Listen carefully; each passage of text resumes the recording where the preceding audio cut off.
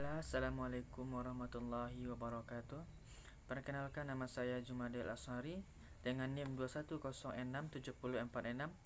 Pada video kali ini saya akan membahas tentang keselamatan kerja di workshop fabrikasi. Yang pertama yaitu pengertian keselamatan kerja. Keselamatan kerja adalah merupakan bagian yang sangat penting dalam bekerja di workshop atau bengkel. Keselamatan kerja tidak hanya diperuntukkan bagi orang yang bekerja saja, tetapi juga diperuntukkan untuk alat atau mesin, untuk benda kerja, dan lingkungan tempat kita bekerja. Bekerja dengan selamat merupakan tujuan utama dari manusia yang bekerja. Menciptakan keadaan atau kondisi kerja yang aman bukanlah tanggung jawab para instruktur atau pengelola bengkel saja, tetapi juga menjadi tanggung jawab diri sendiri atau pekerja, instruktur, serta pengelola bengkel. Bagian kedua, faktor-faktor yang menyebabkan kecelakaan kerja pada workshop fabrikasi. Yang pertama yaitu faktor alat atau mesin.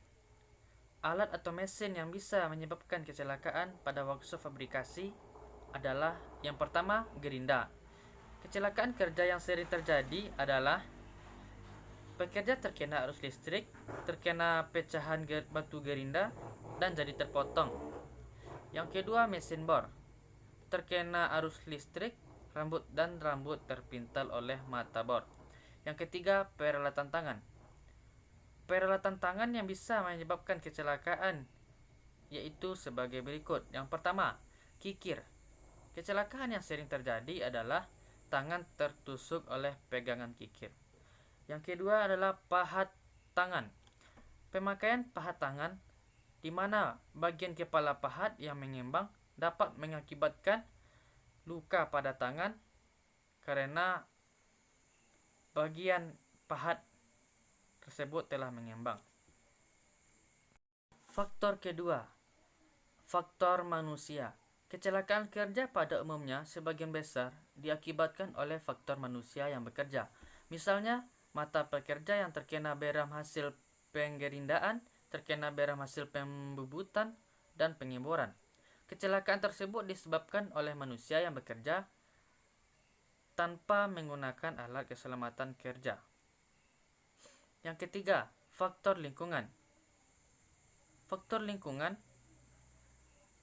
yang pertama yaitu keadaan tempat yang tidak rapi, misalnya banyak beram dan potong-potongan bahan berserakan di sekitar tempat kita bekerja, sehingga pekerja kemungkinan dapat terjatuh akibat terpeleset.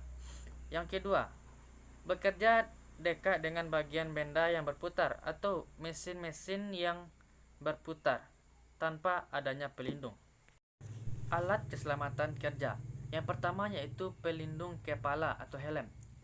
Helm diklasifikasikan menjadi dua, yaitu helm yang mempunyai bagian pinggir seluruhnya lingkaran dan ada helm yang hanya bagian pinggirnya hanya di depan. Helm dapat diklasifikasikan menjadi 4 kelas. Yang pertama, helm kelas A, yaitu helm yang untuk keperluan umum. Helm ini hanya memiliki ketahanan kelistrikan yang rendah. Helm kelas B, yaitu helm untuk jenis pekerjaan dengan risiko terkena tegangan listrik yang tinggi. Helm kelas C adalah metallic helm yang dipakai untuk pekerja dengan bekerja kondisi kerja yang sangat panas, seperti pada pengelasan dan pada dapur-dapur pembakaran. Helm kelas D adalah helm dengan daya tahan terhadap api yang sangat rendah, dan helm ini harus dijauhkan dari percikan api. Yang kedua, alat pelindung kebisingan. Jenis alat pelindung kebisingan ada dua. Yang pertama yaitu jenis alat yang dimasukkan ke dalam lubang telinga. Jenis peralatan ini pemasangannya itu dimasukkan ke dalam lubang telinga. Alat ini terbuat dari beberapa bahan. Yang pertama ada yang terbuat dari plastik, karet, lilin, dan kain. Dan contohnya dapat kita lihat pada gambar. Jenis yang kedua yaitu jenis pelindung kebisingan yang menutup telinga. Pelindung jenis ini adalah pelindung yang hanya menutup daun telinga saja. Dan contohnya dapat kita lihat pada gambar. Yang ketiga, peralatan pelindung mata. Yang pertama, kacamata untuk pekerjaan dengan bahan kimia. Lensa kacamata ini harus tahan terhadap bahan kimia dan debu bahan kimia yang halus. Jenis lensanya harus tahan terhadap panas dan pengaruh panas akibat zat kimia. Contohnya dapat kita lihat pada gambar. Yang kedua, kacamata las. Jenis yang umum digunakan adalah kacamata las untuk pengelasan listrik dan kacamata yang digunakan untuk pengelasan asetilen. Lensa untuk kacamata pengelasan listrik, lensanya lebih gelap dibandingkan dengan lensa untuk pengelasan las asetilen. Dan contohnya dapat kita lihat pada gambar. Keempat, alat pelindung muka. Jenis alat pelindung kepala dan muka seperti babetting, helm, dan masker las. Babetting helm dapat kita lihat pada gambar yang pertama. Sedangkan masker las dapat kita lihat pada gambar kedua dan ketiga. Yang kelima, pelindung tangan. Pelindung tangan dapat kita bedakan berdasarkan bahan pembuatannya. Yang pertama, sarung tangan dari bahan asbes, digunakan untuk melindungi tangan dari panas. Yang kedua, sarung tangan dari bahan kulit.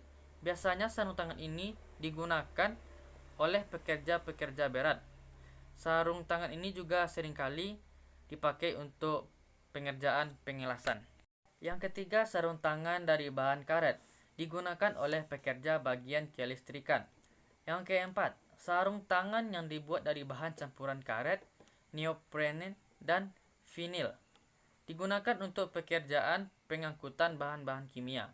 Sedangkan sarung tangan dari bahan neoprene dan vinil digunakan untuk mengangkut bahan-bahan minyak atau petroleum. Yang kelima, metal mesh gloves. Sarung tangan jenis ini digunakan oleh pekerja yang selalu bekerja menggunakan pisau dan benda-benda tajam. Yang keenam, sarung tangan dari bahan katun, digunakan untuk melindungi tangan dari debu dan kotoran. Dan contoh sarung tangan yang sering dipakai dapat kita lihat pada gambar. Yang keenam, pelindung kaki.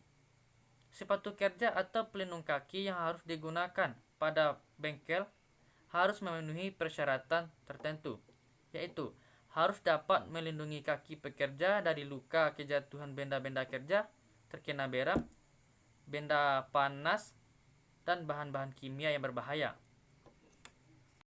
Ketujuh, pelindung tubuh atau arpon. Pelindung tubuh atau dikenal dengan nama arpon digunakan untuk melindungi tubuh bagian depan, yaitu dari leher sampai kaki, dari berbagai kemungkinan luka seperti terkena radiasi panas, percikan bunga api, dan percikan beram dan lainnya. Dan contoh arpon atau pelindung tubuh dapat kita lihat pada gambar. Yang kedelapan yaitu baju kerja. Baju kerja atau pakaian kerja yang khusus dibuat untuk digunakan bekerja di dalam bengkel atau laboratorium biasanya harus cukup kuat dan bentuknya harus sesuai dengan jenis pekerjaan yang dikerjakan. Contoh baju kerja dapat kita lihat pada gambar. Mungkin hanya itu saja yang dapat saya sampaikan pada video kali ini.